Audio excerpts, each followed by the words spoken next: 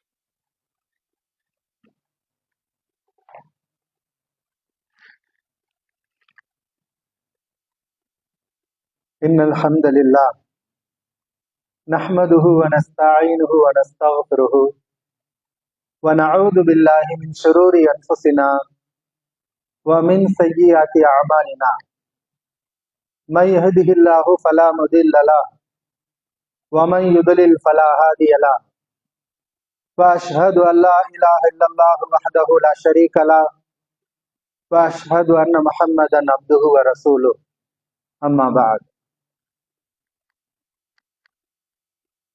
யா அய்யுஹன் நாஸ் இத்தகூ ரப்பக்கும் அல்லதீ خلقكم من نفس واحدة وخلق منها زوجها وبث منهما رجالا كثيرا ونساء واتقوا الله الذي تساءلون به والأرحام إن الله كان عليكم رقيبا يا أيها الذين آمنوا اتقوا الله حق تقاته ولا تموتن إلا وأنتم مسلمون يا أيها الذين آمنوا اتقوا الله وقولوا قولا سديدا يصلح لكم أعمالكم ويغفر لكم ذنوبكم ومن يطع الله ورسوله فقد فاز فوزا عظيما.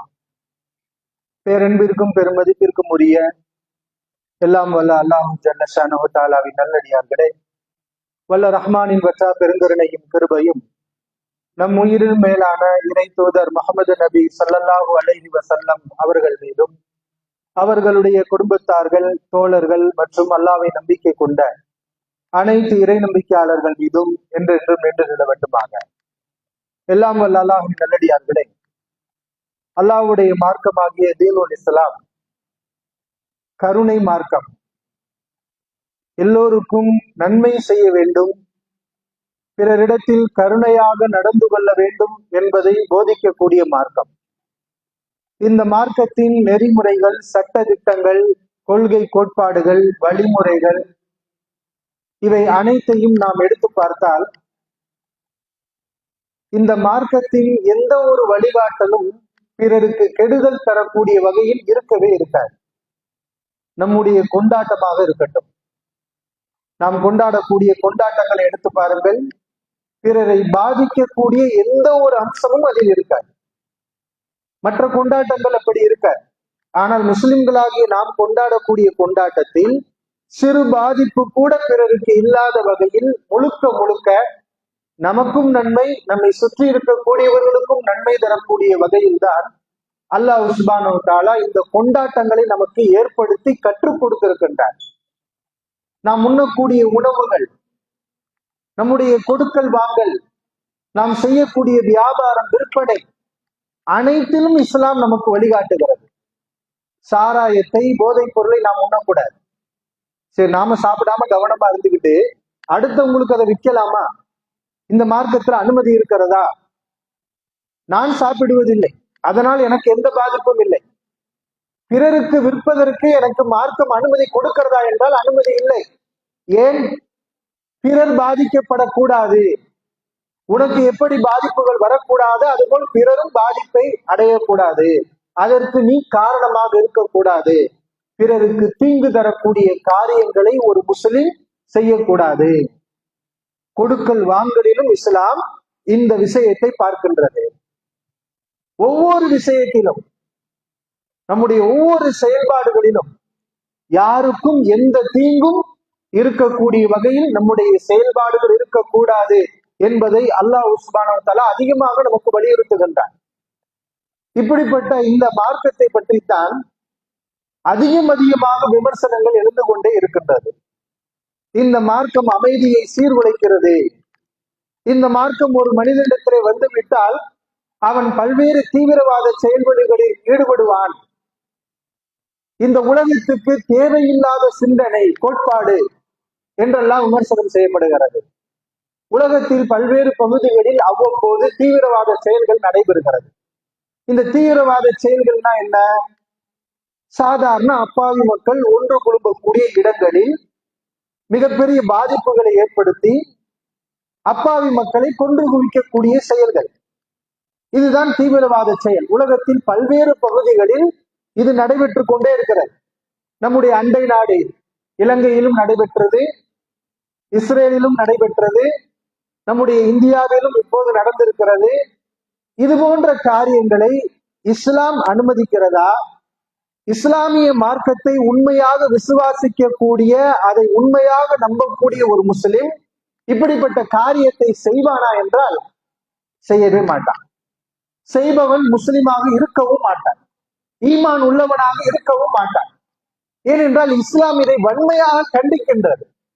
உயிர்களை கொல்வது எவ்வளவு பெரிய பாவம்! அல் குர்ஆனில் பல்வேறு இடங்களில் அதை பெரும்பாவமாக அல்லாஹ் சுப்ஹானஹு வ தஆலா நமக்கு எச்சரித்து சொல்லி காட்டுகின்றார். வலா தக்துலு நஃப்ஸல்லதி ஹர்ரமல்லாஹ் இல்லா பில் ஹக். அல்லாஹ் தடை செய்த உயிர்களை நீங்கள் கொலை செய்யக்கூடாது. அல்லாஹ் புனிதப்படுத்தி இருக்கக்கூடிய உயிர்களை நீங்கள் கொலை செய்யக்கூடாது. அல்லாஹ் ஹராமாக்குகிறார். வமன் குத்தில மதலூமன், ஒருவன் அநியாயமாக கொலை செய்யப்பட்டால் பகது ஜஅல்னா லி வலிஹி சுல்தானா, கொல்லப்பட்டவனுடைய உரிமையாளனுக்கு, பொறுப்பாளர் குடும்பஸ்தானுக்கு நாம் அதிகாரத்தை வழங்கி இருக்கின்றோம். அவன் நினைத்தால் கொன்றவனை பழி வாங்கலாம். வலக்கும் ஃபில் கிஸாஸி ஹயாத்துன் யா உலில் அல்பாப், அறிவுள்ள மக்களே, பழிக்கு பழி வாங்கக்கூடிய சட்டத்தில் உங்களுக்கு வாழ்க்கை இருக்கிறது. அல்லாஹ் சுப்ஹானஹு வ தஆலா இயற்றிய சட்டம். அந்நஃப்ஸு பின்னஃப்ஸ், உயிருக்கு உயிர், வஸ்ஸின்ன பிஸ்ஸின், பல்லுக்கு பல், வல் ஐன பில் ஐன், கண்ணுக்கு கண், வல் ஜுரூஹ கிஸாஸ், ஒரு மனிதன் இன்னொரு மனிதனுக்கு என்ன காயத்தை ஏற்படுத்துகின்றானோ அதே போன்ற காயத்தை அவனுக்கு ஏற்படுத்த வேண்டும். இது இஸ்லாமிய ஆட்சி இருந்தால் இந்த சட்டங்கள் நிறைவேற்றப்படும். ஏன் அல்லாஹ் சுப்ஹானஹு வ தஆலா இப்படி ஒரு சட்டத்தை ஏற்படுத்தினான்? பிறருடைய உயிரை நீ அநியாயமாக பறித்தால் உன் உயிர் பறிக்கப்படும். பிறருடைய கையை நீ வெட்டினால் உன் கை வெட்டப்படும். பிறருடைய கண்ணை நீ எடுத்தால் உன் கண் பிடுங்கப்படும். பிறருடைய ஒரு பல்லை நீ உடைத்தாலும் உன் பல் உடைக்கப்படும். பிறருக்கு நீ என்ன காயத்தை ஏற்படுத்துகிறாயோ அதே காயம் உனக்கும் கொடுக்கப்படும். இது அல்லாஹ்வுடைய சட்டம். ஏன் அல்லாஹ் சுப்ஹானஹு வ தஆலா இப்படிப்பட்ட ஒரு சட்டத்தை போட்டிருக்கிறார்? வலக்கும் ஃபில் கிஸாஸி ஹயாத்துன் யா உலில் அல்பாப், அறிவுள்ள மக்களே, இந்த சட்டத்தில் தான் உங்களுக்கு வாழ்க்கை பாதுகாப்பு இருக்கிறது. யார் பிறருடைய உயிரில் விளையாடுகின்றானோ அவர்களுக்கு இது போன்ற கடுமையான தண்டனைகள் கொடுக்கப்பட வேண்டும் என்று அல்லாஹ் சுப்ஹானஹு வ தஆலா சொல்லி காட்டுகின்றார். ஏன் உயிர்களை பாதுகாப்பதை அல்லாஹ் வலியுறுத்துகின்றான், அதை கடமையாக்குகின்றான். அல்லாஹ் சுப்ஹானஹு வ தஆலா இந்த உலகத்தில் முதலில் ஒரு கொலை நடந்த போது அதை ஒட்டி ஒரு வசனத்தை அல் குர்ஆனிலே நமக்கு சொல்லி காட்டுகின்றார். இந்த உலகத்தில் முதலில் நடந்த கொலை எது தெரியுமா? ஆதம் அலைஹிஸ்ஸலாம் அவர்களுக்கு 2 மகன்கள் இருந்தார்கள். இருவரும் ஒரு வழிபாட்டை செய்தார்கள். ஒருவருடைய வழிபாட்டை அல்லாஹ் ஏற்றுக்கொண்டார், இன்னொருவருடைய வழிபாட்டை அல்லாஹ் நிராகரித்தார். வழிபாடு நிராகரிக்கப்பட்டவன் தன் சகோதரனை பார்த்து சொன்னான், காலலா அக்குத்துல் அன்னக், நான் உன்னை கொல்வேன் என்று சொன்னான். அப்போது அவர் சொன்னார், நீ என்னை கொல்வதற்காக என்னை நோக்கி கையை நீட்டினாலும் உன்னை நான் கொல்ல மாட்டேன். நான் அல்லாஹ்விற்கு பயப்படுகிறேன். கொலை என்பது அல்லாஹ் தடை செய்த பெரும்பாவம். அதை செய்தவன் நரகத்துக்கு செல்வான். நான் அல்லாஹ்வுக்கு அஞ்சுகிறேன். அப்படிப்பட்ட காரியத்தை நான் செய்ய மாட்டேன் என்று அவர் சொல்லி, அவர் நல்ல மனிதராக, அல்லாஹ்வுடைய பொருத்தத்தை பெற்றவராக, பொறுமைசாலியாக அவர் இருந்து விடுகின்றார். ஆனால் தீய மனிதன் அவரை கொலை செய்கின்றார். அல்லாஹ் சுப்ஹானஹு வ தஆலா இந்த சம்பவத்தை ஒட்டி அல் குர்ஆனிலே நமக்கு ஒரு ஆயத்தை இறக்குகின்றான். அன்னஹு மன் கதல நஃப்ஸன் பிகைரி நஃப்ஸின், ஒரு உயிரை கொல்ல வேண்டும் என்றால், அப்படி அந்த ஒருவனை கொல்ல வேண்டும் என்றால் அவன் வேறு ஒருவரை அநியாயமாக கொண்டு இருக்க வேண்டும். அப்பொழுதுதான் அவன் கொல்லப்பட தகுதியானவன். யாரையும் கொலை செய்யாத, கொலை செய்யப்பட தகுதியில் இல்லாத ஒரு உயிரை எவனாவது கொன்றால் ஃபகஅன்னமா கதலன் நாஸ ஜமீஆ, அவன் உலக மக்கள் அனைவரையும் கொன்றவனை போல். வமன் அஹ்யாஹா, ஒரு உயிரை ஒருவன் வாழ வைத்தால் ஃபகஅன்னமா அஹ்யன் நாஸ ஜமீஆ, அவன் இந்த உலக மக்கள் அனைவரையும் வாழ வைத்தவரை போல். அல்லாஹ் சுப்ஹானஹு வ தஆலா அல் குர்ஆனிலே இவ்வாறு சொல்லி காட்டுகின்றார். இது முஸ்லிம்கள், முஸ்லிம் அல்லாதவர்கள் என்பதெல்லாம் கிடையாது. முஸ்லிம் அல்லாதவர்களாக இருந்தாலும் அவர்களுடைய உயிரும் உயிர் தான். பொதுவாக இஸ்லாமிய மார்க்கத்தில் அதிகமாக பழி சுமத்தப்படுவது இந்த போர் விஷயத்தில். நிறைய போர்களை முஸ்லிம்கள் நடத்தி இருக்கிறார்கள். முஹம்மது நபி ஸல்லல்லாஹு அலைஹி அவர்கள், சஹாபாக்கள் நிறைய போர்களை சந்தித்திருக்கிறார்கள். அல் குர்ஆனிலே நிறைய இடங்களில் போரிடுங்கள், போர் செய்யுங்கள், அல்லாஹ்வுடைய பாதையில் ஜிஹாத் செய்யுங்கள் என்று சொல்லப்படுகிறது. இவைதான் இந்த தீவிரவாதத்தை தூண்டக்கூடியவை என்று விமர்சனம் வைக்கப்படும். ஆனால் அந்த போர் விஷயத்தில் கூட அல்லாஹ் சுப்ஹானஹு வ தஆலா என்ன காரணத்துக்காக அதை அருளினான் என்பதை குர்ஆனிலே சொல்லி காட்டுகின்றார். நபிகள் நாயகம் ஸல்லல்லாஹு அலைஹி வஸல்லம் 13 ஆண்டு காலங்கள் மக்காவில் மிகப்பெரிய துன்பத்தை சகித்தார்கள். அவர்களுடைய மத உரிமை பறிக்கப்பட்டது, அவர்களுடைய பல உரிமைகள் பறிக்கப்பட்டது, முஸ்லிம்களுடைய எல்லா உரிமைகளும் பறிக்கப்பட்டது. பறிக்கப்பட்ட அந்த பூமியில் தான் 13 ஆண்டு காலங்கள் பொறுத்து கொண்டு சகித்து கொண்டிருந்தார்கள். கடைசியில் அல்லாஹ்வின் தூதர் ஸல்லல்லாஹு அலைஹி அவர்களை கொலை செய்ய திட்டமிட்டு விட்டார்கள் என்ற ஒரு நிலையில் தான் அல்லாஹ் சுப்ஹானஹு வ தஆலா ஆயத்தை இறக்குகிறார். உதின லில்லதீன யுகாத்தலூன பிஅன்னஹும் ஸுலிமூ. இவர்களிடத்திலே, முஸ்லிம்களிடத்திலே சண்டையிடப்படுகிறது.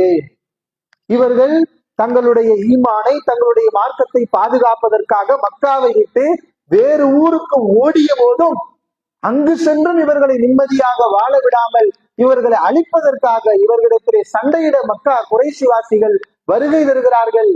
இவர்களுக்கு அநீதி இழைக்கப்பட்டிருக்கிறது. இந்த முஸ்லிம்களுடைய செல்வம் பறிக்கப்பட்டிருக்கிறது. முஸ்லிம்கள் கொலை செய்யப்பட்டிருக்கிறார்கள். அவர்கள் சொந்த ஊரை விட்டு விரட்டப்பட்டிருக்கிறார்கள். இவ்வளவு அநியாயங்கள் இழைக்கப்பட்டு இவர்களிடத்தில் சண்டைக்கு வருகின்றார்கள். எனவே இவர்களுக்கு போர் செய்ய அனுமதி வழங்கப்படுகிறது என்று அல்லாஹ் சுப்ஹானஹு வ தஆலா இந்த காரண காரியங்களை சொல்லித்தான் உங்களுக்கு போர் செய்ய அனுமதி கொடுக்கின்றேன் என்று அல் குர்ஆனிலே சொல்லி காட்டுகின்றார். அப்படி அல்லாஹ் அனுமதி கொடுக்கும் போது எப்படி சொல்கிறான் தெரியுமா? குர்ஆனிலே போருடைய வசனங்கள் வருகிறது. அதையெல்லாம் சிந்தித்து பார்த்தால் கூட யாரும் அநியாயமாக எந்த உயிரையும் கொலை செய்ய மாட்டார். அல்லாஹ் சுப்ஹானஹு வ தஆலா ஒரு ஆயத்தை இறக்குகின்றார். இந்த ஆயத்து எப்போது இறங்குகிறது? ரசூலுல்லாஹி ஸல்லல்லாஹு அலைஹி அவர்கள் தன்னை பாதுகாத்துக் கொள்வதற்காக, சஹாபாக்கள் தங்களை பாதுகாத்துக் கொள்வதற்காக போரிடுகின்றார்கள். ஒரு போர்க்களத்திலே பெண்கள் கொலை செய்யப்பட்டு கீழே கிடப்பதை நபி அவர்கள் பார்க்கின்றார்கள். இதை பார்த்தவுடன் ரசூலுல்லாஹி ஸல்லல்லாஹு அலைஹி வஸல்லம் முகம் மாறுகிறது. இன்றைக்கு போர் என்றால் என்ன? பெண்கள் தானே கொல்லப்படுகிறார்கள், குழந்தைகள் தானே கொத்து கொத்தாக கொல்லப்படுகிறார்கள். அது தெரிந்தும் தொடர்ந்து கொண்டேதானே இருக்கின்றார்கள். ஆனால் அல்லாஹ்வின் தூதர் ஸல்லல்லாஹு அலைஹி அவர்கள் ஒரு போர்க்களத்திலே பெண் கொல்லப்பட்டு கிடப்பதை பார்க்கின்றார்கள். அவர்களுடைய முகத்திலே வெறுப்பு தென்படுகிறது, அவர்களுடைய முகம் மாறுகிறது. அந்த சந்தர்ப்பத்தில் அவர்கள் சொன்னார்கள், போர்க்களத்திலே பெண்களை கொல்லக்கூடாது, குழந்தைகளை கொல்லக்கூடாது, மத குருமார்களை கொல்லக்கூடாது. ஒரு சந்தேகம் நமக்கு வரும், இவங்கெல்லாம் எதுக்கு போர்க்களத்துக்கு வர்றாங்க? இன்னைக்கு கொல்லக்கூடாதுன்னா இவங்க வசிக்கக்கூடிய இடத்துல இன்றைக்கு தாக்குதல் நடக்கிறது. பெண்களும் குழந்தைகளும் அப்பாவி மக்களும் வசிக்கக்கூடிய இடத்தில் தாக்குதல் நடத்துவதற்கு பேர்தான் இன்றைக்கு இருக்கக்கூடிய போர்கள். ஆனால் அன்றைக்கு அப்படி அல்ல. இரண்டு அணிகளும் தனியாக நேருக்கு நேர் மோதிக்கொள்வார்கள் தனி ஒரு இடத்தில். அந்த இடத்தில் பெண்களுக்கு என்ன வேலை, குழந்தைகளுக்கு என்ன வேலை? எதிரிகள் வலுக்கட்டாயமாக பெண்களை அழைத்து வருவார்கள், தங்களுடைய குடும்பத்தாரை அழைத்து வருவார்கள். எதற்குன்னு சொன்னா, நம்முடைய மனைவி இருக்கிறா, நம்முடைய பிள்ளைகள் வந்திருக்கிறாங்க, நாம அவங்களுக்காகவாவது வீரதரமாக போரிட வேண்டும். போர்க்களத்தில் பின்வாங்கி ஓடக்கூடாது, இன்னும் வீரமாக மூர்க்கத்தனமாக போரிட வேண்டும் என்பதற்காக இவ்வாறு குடும்பத்துடன், மனைவியுடன், பிள்ளைகளுடன் அவர்கள் போர்க்களத்திலே கலந்து கொண்டார்கள். ஆனாலும் கூட அல்லாஹ்வின் தூதர் ஸல்லல்லாஹு அலைஹி அவர்கள், இவர்கள் நம்மை எதிர்க்க வரவில்லை, இவர்கள் நம்மை கொல்வதற்காக வந்திருக்கிறார்களா? இவர்கள் நம்முடைய இலக்கு கிடையாது, அவர்கள் நம்மை தாக்க வரவில்லை, எனவே இவர்களை ஏன் நாம் கொல்ல வேண்டும்? இந்த குழந்தைகளை கொல்லாதீர்கள், பெண்களை கொல்லாதீர்கள். ஷேகன் பானியன் ஒரு சக்தியும் இல்லாமல் போர்க்களத்திலே ஆயுதத்தை ஏந்த கூட முடியாது, அப்படிப்பட்ட வயோதிகரை கொல்லாதீர்கள். அல்லாஹ்வின் தூதர் ஸல்லல்லாஹு அலைஹி வஸல்லம் அவர்கள் சொன்னார்கள். அல்லாஹ் சுப்ஹானஹு வ தஆலா இந்த சந்தர்ப்பத்தில் தான் அல் குர்ஆனுடைய ஆயத்தை இறக்குகிறார். காத்திலுல்லதீன யுகாத்திலூனக்கும், உங்களிடத்தில் யார் சண்டைக்கு வருகின்றார்களோ அவர்களிடத்திலே நீங்கள் சண்டையிடுங்கள். வலா தஅதது, மற்றவர்களை தாக்கி நீங்கள் எல்லை மீறாதீர்கள். இன்றைக்கு உலகத்திலே நடக்கக்கூடிய தீவிரவாதம் என்று பார்த்தால் எங்கெல்லாம் என்ன நடக்குது? பொது இடங்களில் இந்த செயல்கள் நடக்கிறது. அப்பாவி மக்கள், அபலை பெண்கள், சுற்றுலா பயணிகள் அநியாயமாக கொல்லப்படுகின்றார்கள். இதை எப்படி இஸ்லாம் அங்கீகரிக்கும்? ஒரு முஸ்லிம் இப்படிப்பட்ட காரியத்தை எப்படி செய்வார்? அல்லாஹ் சுப்ஹானஹு வ தஆலா போருடைய வசனத்தில் கூட என்ன சொல்கிறான், உங்களிடத்தில் சண்டைக்கு வரக்கூடியவரிடத்தில் தான் நீங்கள் சண்டையிட வேண்டும், மற்றவர்களை எதிர்த்து நீங்கள் வரம்பு மீறாதீர்கள். இன்னல்லாஹ லா யுஹிப்புல் முஅ்ததீன், சம்பந்தமில்லாதவர்களை நீங்கள் கொன்றால் உங்களை போன்ற வரம்பு மீறக்கூடியவர்களை அல்லாஹ் விரும்ப மாட்டான், அல்லாஹ்வை அஞ்சிக் கொள்ளுங்கள் என்று அல்லாஹ் சுப்ஹானஹு வ தஆலா இதே போருடைய விஷயத்தில் எவ்வளவு பெரிய எச்சரிக்கை கொடுக்கின்றார். ஏன்னா அல்லாஹ்வுக்கு தெரியும் இந்த மாதிரி போகும்போது சில எல்லை மீறல்கள் நடந்துரும், எல்லை மீறல்கள் நடக்க கூடாது, அல்லாஹ் அதை கட்டுப்படுத்துகிறார். நீ அல்லாஹ்வுடைய எல்லைக்குட்பட்டுதான் நீ நிற்கணும், எல்லை மீறி போய்விடக் கூடாது, சம்பந்தம் இல்லாதவர்களை அப்பாவிகளை நீங்கள் கொன்றுவிடக் கூடாது, அல்லாஹ் சுப்ஹானஹு வ தஆலா வலியுறுத்துகின்றார். நபிகள் நாயகம் ஸல்லல்லாஹு அலைஹி அவர்களுக்கும் சொல்கின்றார். நபி அவர்கள் பல்வேறு சந்தர்ப்பங்கள் என்ன சொன்னாங்க தெரியுமா சஹாபாக்களுக்கு, லா ததமன்னௌ லிகா அல் அது, எதிரிகளை போர்க்களத்தில் சந்திக்க வேண்டும் என்று ஆசைப்படாதீர்கள். போர் நடக்கணும், அடிக்கடி நம்ம சண்டை போடணும், எதிரிகளை நம்ம சந்திச்சுக்கிட்டே இருக்கணும், இதை விரும்பாதீங்க, இது நமக்கு தேவையில்லை. வஸ்அலுல்லாஹல் ஆஃபியா, அல்லாஹ்விடத்திலே ஆரோக்கியத்தை வேண்டுங்கள், அல்லாஹ்விடத்திலே இது மாதிரியான சூழல் இல்லாமல் நிம்மதியாக வாழ்வதை நீங்கள் அல்லாஹ்விடத்திலே கேளுங்கள். அல்லாஹ்வின் தூதர் ஸல்லல்லாஹு அலைஹி அவர்கள் இதை வலியுறுத்தினார்கள். அல்லாஹ் சுப்ஹானஹு வ தஆலா என்ன சொல்கின்றான் அல் குர்ஆனிலே, வ இன் ஜனஹு லிஸ்ஸல்மி, நபியே உங்களிடத்திலே சண்டைக்கு வரக்கூடிய இவர்கள் சமாதானத்துக்கு வந்தால் ஃபஜ்னஹ் லஹா, நீங்களும் அந்த சமாதானத்தில் இணங்கி போங்கள், அவருடன் சமாதானமாக செல்லுங்கள். அல்லாஹ்வுடைய கட்டளையை பாருங்கள். அவர்கள் எதிரிகள் இணங்கி வந்தால் சண்டை வேண்டாம், பிரச்சனை வேண்டாம், போரை முடித்துக் கொள்வோம், நமக்கு மத்தியில் மோதல் வேண்டாம் என்று சொன்னால், இல்லை உங்களை எல்லாம் ஒரு வழி பார்க்காமல் விடமாட்டேன் என்று நபியை சொல்லாதீர்கள், அவர்களுடன் நீங்கள் இணக்கமாக செல்லுங்கள். அந்த எதிரிகள் விலகி கொண்டால் பலா உதுவான எல்லா அலங்காலிமீன், அப்படிப்பட்டவர்களுக்கு எதிராக நீங்கள் எல்லை மீறக்கூடாது, அல்லாஹ் சொல்கின்றார். சண்டையிட்டவர்களே போதும் என்று விலகி கொண்டால் அதற்கு பிறகு அவர்களை எதிர்த்து நீங்கள் ஒன்றும் செய்யக்கூடாது. யார் உங்களை எதிர்த்து வருகின்றார்களோ, உங்களை அழிக்க வருகின்றார்களோ, உங்களிடத்திலே சண்டையிடுவதற்காக ஆயுதங்களை ஏந்தி வருகிறார்களோ, அவர்களைத்தான் நீங்கள் எதிர்க்க வேண்டும். அல்லாஹ் சுப்ஹானஹு வ தஆலா இவ்வளவு வசனங்களை சொல்கின்றானே, இந்த வசனங்கள் எல்லாம் நமக்கு என்ன உண்மையை சொல்கிறது, என்ன உண்மையை சொல்கிறது? உயிர்களை பாதுகாக்க வேண்டும், எதிரிகளால் இருந்தாலும் கூட சரணடைந்து விட்டால், போரை நிறுத்த வேண்டும் என்று சமாதானத்துக்கு வந்து விட்டால், அவர்களுடைய உயிரை மதித்து அதை பாதுகாத்து நடந்து கொள்வது மற்ற அணியினருடைய கடமை. அல்லாஹ் சுப்ஹானஹு வ தஆலா சொல்லி காட்டுகின்றார். இதே தௌபா, சூரத்து தௌபா அத்தியாயத்துலதான் நிறைய ஆயத்துகள் வரும், போர் சம்பந்தமான நிறைய ஆயத்துகள் வரும். அதுல ஒரு ஆயத்தை பாருங்கள், அல்லாஹ் சுப்ஹானஹு வ தஆலா சொல்லி காட்டுறார்.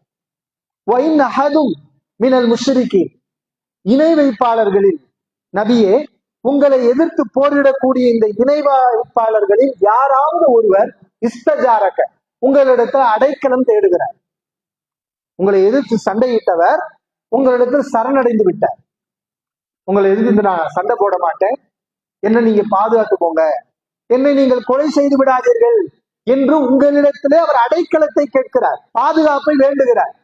உங்களை எதிர்த்து சண்டையிட வந்தவர் மனம் மாறி உங்களிடத்தில் பாதுகாப்பை வேண்டுகிறார், உங்களை எதிர்க்காத ஒரு மனநிலைக்கு வந்து விட்டார். என்ன செய்ய வேண்டும்? அவர் ஒரு முஷ்ரிக்கின் தான், அவர் ஒரு இணை வைப்பாளர் தான், உங்களை எதிர்த்து சண்டையிடு உங்களை கொலை செய்வதற்காக வந்தவர் தான். ஆனா இப்போது அவர் மனநிலை மாறி உங்களிடத்துல பாதுகாப்பை வேண்டுகிறார். அல்லாஹ் சுப்ஹானஹு வ தஆலா தன்னுடைய நபிக்கு என்ன கட்டளை இடுகிறான் தெரியுமா? ஃபஅஜிருஹு, நபியே அவருக்கு அடைக்கலம் கொடுங்கள், அந்த நபருக்கு நீங்கள் அடைக்கலம் கொடுங்கள். ஹத்தா யஸ்மா கலாம் அல்லாஹ், அவர் அல்லாஹ்வுடைய வார்த்தையை செவியேற்க கூடும், அல்லாஹ்வுடைய வார்த்தையை அவர் செவியேற்க கூடும். சும்மா அபிலிகுஹு மஅமனா, மார்க்கத்தை அவருக்கு சொல்லுங்க. அவர் கேட்கிறாரு, கேட்காம போறார். அல்லாஹ் சொல்றான், நீங்க மார்க்கத்தை அவருக்கு சொல்லுங்கள், அவருக்கு அடைக்கலம் கொடுங்கள், பாதுகாப்பு கொடுங்கள். அல்லாஹ் நாடினால் அவர் நேர்வழி அடையலாம், நேர்வழி அடையாமலும் போகலாம். சும்மா அபிலிகுஹு மஅமனா, அதற்கு பிறகு நீங்கள் அவரை அவருக்குரிய பாதுகாப்பான இடத்திலே அவரை கொண்டு போய் விட்டு விடுங்கள். அல்லாஹ் சுப்ஹானஹு வ தஆலா எவ்வளவு சொல்றான் பாருங்க. போர்க்களத்துல உள்ள வசனம் தான். இவருக்கு பாதுகாப்பை கொடுக்கணும், பாதுகாப்பான இடத்தில் அவரை கொண்டு போய் விட வேண்டும் என்று அல்லாஹ் சுப்ஹானஹு வ தஆலா தன்னுடைய நபிக்கு கட்டளை இடுகிறான் என்றால், அப்ப இஸ்லாம் என்ன எதிர்பார்க்கின்றது? உயிர்கள் என்பது சாதாரண விஷயம் அல்ல. அல்லாஹ்வின் தூதர் ஸல்லல்லாஹு அவர்கள் சொன்னார்கள், இந்த ஆயத்து தொடர்பான ஒரு செய்தியை பாருங்க. ரசூலுல்லாஹி ஸல்லல்லாஹு ஒரு போர்க்களம் நடந்துச்சு இல்லையா, எதிரிகள் சண்டையிடுவாங்க. ஒரு நேரத்துல அவங்க தப்பிக்க முடியாம முற்றிலும் சூழப்பட்டு விடுவார்கள். அவங்க எங்கேயுமே தப்பிக்க முடியாது. இப்படிப்பட்ட சூழலில் சில எதிரிகள் என்ன செய்வாங்கன்னா கலிமா சொல்லுவாங்க, லா இலாஹ இல்லல்லாஹ் முஹம்மது ரசூலுல்லாஹ் சொல்லுவாங்க. அப்படி சொன்னாலும் அவங்கள விட்டுறணும். ஒரு சஹாபி என்ன பண்றாரு, அவரை கொலை பண்ணிட்டார். இந்த செய்தி ரசூலுல்லாஹி ஸல்லல்லாஹு அவங்களுக்கு வருது. நபி அவர்கள் கடுமையாக அந்த சஹாபியை கண்டிக்கிறாங்க. அவர் லா இலாஹ இல்லல்லாஹ்னு சொன்ன பிறகு நீ எப்படி கொலை செய்வாய்? இல்லை அல்லாஹ்வின் தூதர் அவர்களே, அவர் அவர் என்னை தாக்க வர்றாரு, நான் அவரை ஆயுதத்தை பிடுங்கி வேற வழியே இல்லை, அவர் கொலை செய்யப்பட்டு விடுவார் என்ற நிலை வரும்போது அவர் உயிரை பாதுகாத்துக் கொள்வதற்காகத்தான் அந்த வார்த்தையை சொன்னாரு. அப்படித்தான் சொன்னாரு, உனக்கு தெரியுமா? அவருடைய உள்ளத்தை இதற்காகத்தான் சொன்னார் என்று நீ பிளந்து பார்த்தாயா? களிமா சொன்னால் விட்டுவிட வேண்டியதுதானே. அவர் எதுக்கும் சொல்லிட்டு போற, தன்னை பாதுகாப்பதற்காக கூட சொல்லி இருக்கலாம், உண்மையாக கூட சொல்லி இருக்கலாம். பாதுகாப்பதற்காக சொல்லி இருந்தாலும் நீ விட வேண்டும் என்று ரசூலுல்லாஹி ஸல்லல்லாஹு அவர்கள் இப்படி கண்டித்தார்கள் என்பதை பார்க்கின்றோம். சிலர் என்ன செஞ்சாங்கன்னா களிமா சொல்ல மாட்டாங்க, ஆனா சரணடைஞ்சிருவாங்க. நான் வந்துடுறேன், என்னை நீங்க ஒண்ணும் செய்யக்கூடாது, என் உயிருக்கு எந்த ஆபத்தையும் நீங்க ஏற்படுத்தக்கூடாது அப்படின்னா நான் வந்துடுறேன், சரணடைகிறேன் அப்படின்ட்டு கேட்பாங்க. அப்ப எதிரி படையினர்கள் சில பேர் இந்த மாதிரி கேட்கும் போது அவங்கள பிடிக்கிறதுக்காக என்ன செய்வாங்கன்னா வாக்குறுதி கொடுப்பாங்க, உங்களை ஒண்ணும் செய்ய மாட்டோம், சரணடைஞ்சிருந்தேன்னு. இந்த மாதிரி சில பேர் வாக்குறுதி கொடுத்து அதை மீறினாங்க. ரசூலுல்லாஹி ஸல்லல்லாஹு அவர்கள் ஒரு செய்தி சொன்னாங்க, புகாரில பதிவு செய்யப்பட்டிருக்கிறது. மன் அம்மன ரஜுலன், புகாரியில் பதிவு செய்யப்பட்ட ஆதாரபூர்வமான நபிமொழி, மன் அம்மன ரஜுலன் சும்ம கத்தலகு, போர்க்களத்திலே ஒரு முஸ்லிம் அல்லாத ஒரு மனிதனுக்கு பாதுகாப்பு தருவதாக ஒருவர் வாக்குறுதி கொடுத்து விட்டு அந்த மனிதனை பிடித்த பிறகு அந்த வாக்குறுதியை மீறி அவரை கொலை செய்தால், அனபரியும் மினல் காத்தில், கொன்றவனை விட்டு நான் விலகிக் கொள்கிறேன், கொன்றவனுக்கும் எனக்கும் எந்த சம்பந்தமும் இல்லை. காபிரன், கொல்லப்பட்டவன் காபிராக இருந்தாலும் கொன்றவனுக்கும் எனக்கும் எந்த சம்பந்தமும் இல்லை. அல்லாஹ் ஸல்லல்லாஹு அவர்கள் சொல்கிறார்கள்.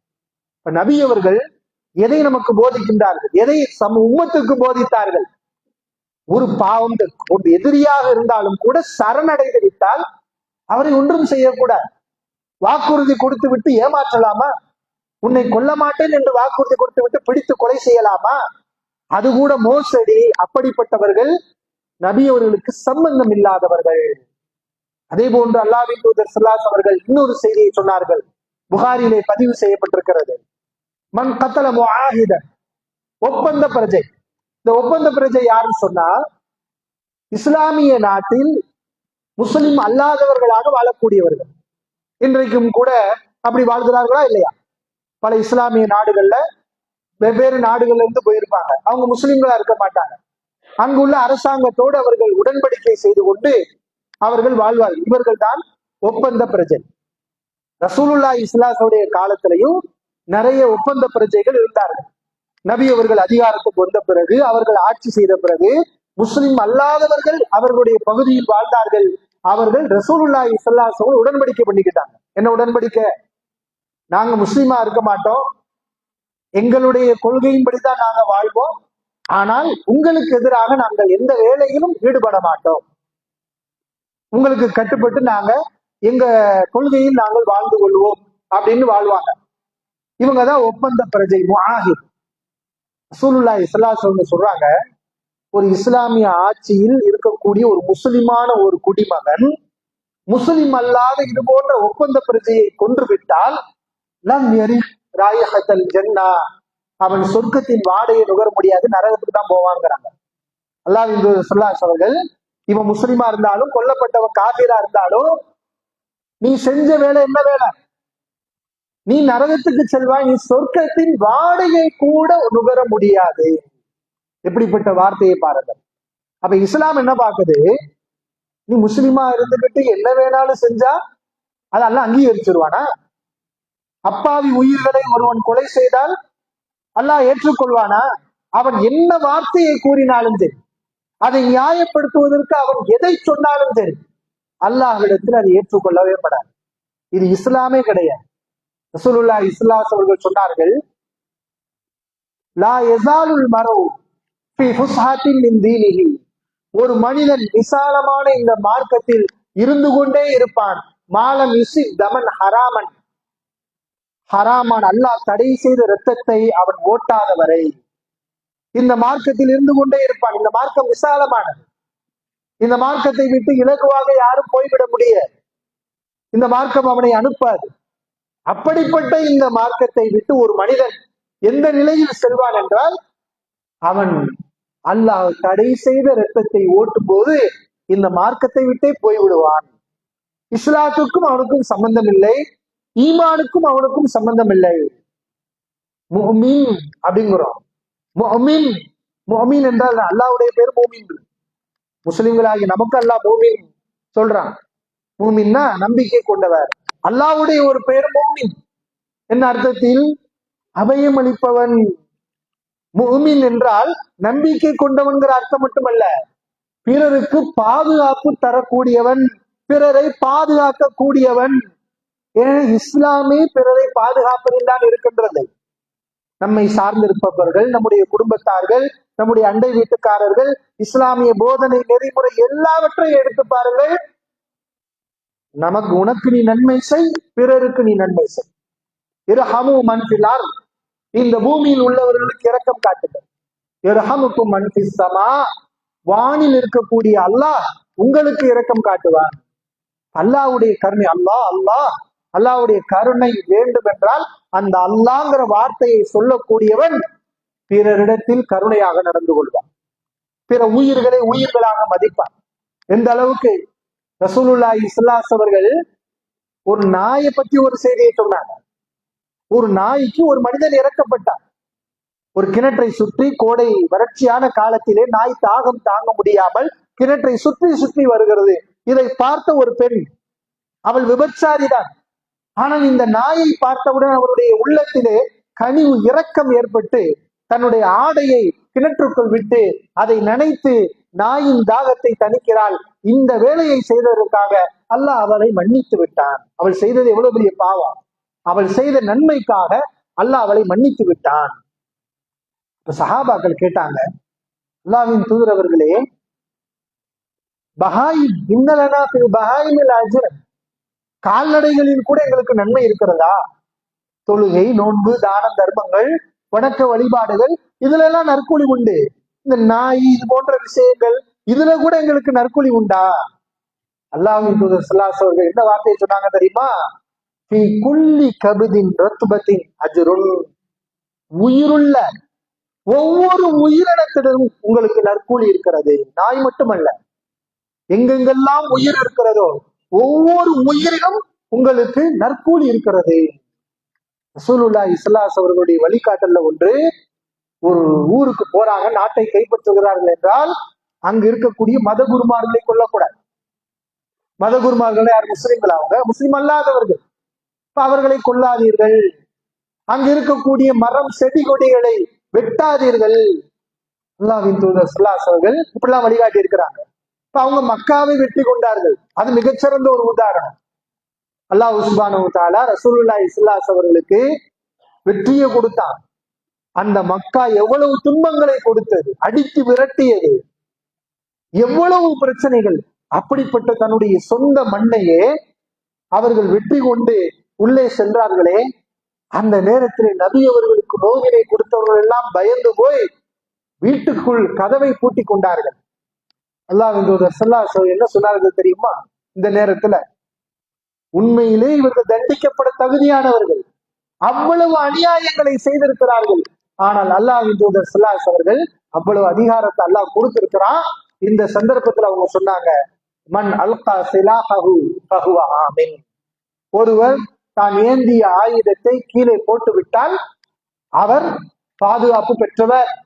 மன் அகலக பாபஹு, ஒருவர் தன்னுடைய வீட்டு கதவை பூட்டி கொண்டால் அவரும் பாதுகாப்பு பெற்ற. வீட்டை உடைத்து கொண்டு போய் என்ன செய்யக்கூடாது, அவரை ஒன்றும் செய்யக்கூடாது. இது அபூ சுஃபியான பார்த்து கேட்டாங்க நபி அவர்கள், அலம் யஹ்னிலக அபாஸ் அபூ சுஃபியான், அபூ சுஃபியான் இன்னும் களிமா சொல்றதுக்கு உனக்கு ஒன்றும் நேரம் வரலையா?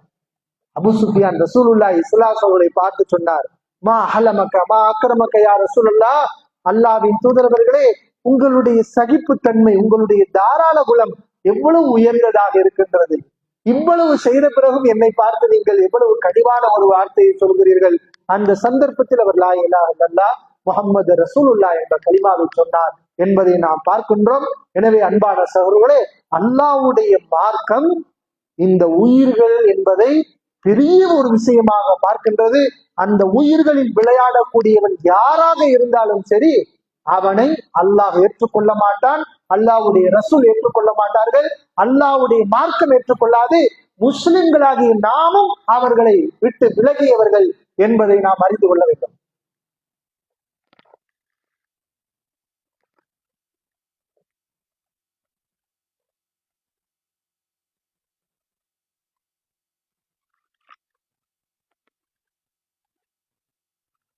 எல்லாம் வல்ல அல்லாஹ்வின் நல்லடியார்களே,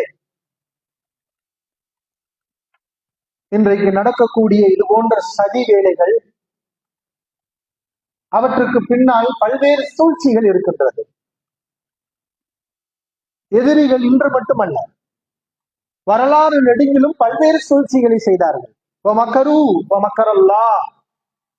அவர்களும் சூழ்ச்சி செய்தார்கள், அல்லாஹ்வும் சூழ்ச்சி செய்தான். வல்லாஹு கைருல் மாக்கிரீன், அல்லாஹ் சூழ்ச்சியாளர்களில் சிறந்தவன். அல்லாஹ் சுப்ஹானஹு வ தஆலா சொல்லி காட்டுகின்றார். நாம் வாழக்கூடிய இந்த இந்திய நாடு பல்வேறு மதத்தவர்கள், பல்வேறு கலாச்சாரத்தை கொண்டவர்கள் அனைவரையும் கொண்ட ஒரு நாடு.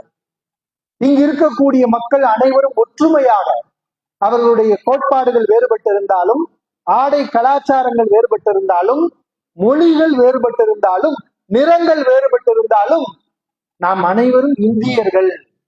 வேற்றுமையில் ஒற்றுமை காணக்கூடிய ஒரு அற்புதமான ஒரு நாடு. இந்த நாட்டிலே நமக்கு குடியுரிமை, மத உரிமை, 13 ஆண்டு காலங்கள் ரசூலுல்லாஹி ஸல்லல்லாஹு அலைஹி வஸல்லம் மக்காவிலே எந்த உரிமையும் இல்லை. ஆனால் அல்லாஹ் சுப்ஹானஹு வ தஆலா பொறுமையாக இருக்க சொன்னார். ஆனால் நம்முடைய இந்த இந்தியாவில் இவ்வளவு உரிமைகளும் நமக்கு கொடுக்கப்பட்டிருக்கிறது. அப்படிப்பட்ட இந்த நாட்டில் இஸ்லாம் என்பது நம்முடைய நம்பிக்கை, நம்முடைய கொள்கை கோட்பாடு. ஆனால் நாம் அனைவரும் இந்தியர்கள், இந்திய குடிமகன்கள் என்பதை நாம் மறந்துவிடக் கூடாது. சிலர் பிற்போக்குவாதிகள் என்ன செய்யறாங்கன்னா, இந்த நாட்டை விட்டு நம்மை அந்நியப்படுத்த நினைக்கின்றார்கள். அதற்கு காரணம், இவர்கள் இஸ்லாத்தை ஏற்றிருக்கிறார்கள், முஸ்லிமாக இருக்கின்றார்கள், எனவே இவர்கள் இந்தியர்கள் அல்ல என்ற ஒரு சிந்தனையை மக்களுக்கு மத்தியில் ஏற்படுத்தி கொண்டிருக்கிறார்கள். நாம் மிகவும் கவனமாகவும் விழிப்புணர்வுடன் இருக்க வேண்டும். நாம் மதத்தால் தான் இஸ்லாமியர்கள், ஆனால் பிறப்பால் இந்த மண்ணில் பிறந்த இந்திய குடிமகன்கள். நான் ஒரு இந்தியன் என்ற ஒரு பற்று, நாட்டு பற்று நாம் அனைவருக்கும் இருக்க வேண்டும். நம்முடைய ஒவ்வொரு செயல்பாடுகளும் இந்த நாட்டுக்கு ஆதரவான வகையிலேயே நாம் இருக்க வேண்டும். எந்த ஒரு சூழலிலும் இந்த நாட்டு பற்றை நாம் விட்டுக் கொடுக்கவே கூடாது. நபிகள் நாயகம் ஸல்லல்லாஹு அலைஹி வஸல்லம் அவர்கள் ஒரு செய்தி சொன்னார்கள். மன் கான யுமினு பில்லாஹி வல் யௌமில் ஆகிர், அல்லாஹ்வையும் மறுமை நாளையும் யார் நம்பிக்கை கொண்டிருக்கிறாரோ, ஃபல்யகுல் கைரன் அவ் லியஸ்முத், பேசினால் நல்லதை பேசட்டும் அல்லது வாய் மூடி மௌனமாக இருக்கட்டும் என்று நபி அவர்கள் சொன்னார்கள். ஆனால் இன்றைக்கு பலருக்கு இதை கடைபிடிக்க முடிவதில்லை. தன்னுடைய கையிலே இருக்கிறது என்பதற்காக என்ன வேண்டுமானாலும் எழுதுகின்றார்கள். தனக்கு நாக்கு இருக்கிறது என்பதற்காக என்ன வேண்டுமானாலும் பேசுகிறார்கள். ரசூலுல்லாஹி ஸல்லல்லாஹு அலைஹி வஸல்லம் சொல்றாங்க, சிந்திச்சு பேசு. நீ அல்லாஹ்வை மறுமை நாளை நம்பி இருந்தா நல்லதை பேச, இல்லைன்னா பேசாது, வாய் மூடி இரு. இப்ப நீ சொல்லக்கூடிய வார்த்தை, நீ எழுதக்கூடிய எழுத்துக்கள், இதுல நன்மை இருக்குமா? இதை யோசிக்கணும். நன்மை இருக்கும் என்றால் எழுத வேண்டும், இல்லை என்றால் எழுதக்கூடாது. அப்ப சூழல், கலாச்சாரம், நாம் எப்படிப்பட்ட சூழல்ல வாழ்கிறோம் என்பதை எல்லாம் நாம் கவனித்து பக்குவமாக நாம் நடந்து கொள்ள வேண்டும். மிக முக்கியமான ஒரு அறிவிப்பு, அன்பான சகோதரர்களே, கல்வி படிப்பை தொடர முடியாமல் கஷ்டப்படக்கூடிய ஏழை எளிய மாணவர்களுக்காக நம்முடைய ஜமாத்துல இருந்து உதவி செய்யறாங்க. இந்த ஜும்மாவுல நீங்க கொடுக்கக்கூடிய இந்த உதவி தொகை கல்வி பணிக்காக செலவிடப்படுகிறது. எனவே அவர்களுக்காக நாம் தாராளமாக செலவழியுங்கள். அல்லாஹ் சுப்ஹானஹு வ தஆலா நமக்கு பன்மடங்காக திருப்பி தருவான். சொல்லப்பட்ட விஷயங்களை எல்லாம் நாம் கவனித்து பொறுப்புடன் பக்குவமாக நாம் நடந்து கொள்வோம்.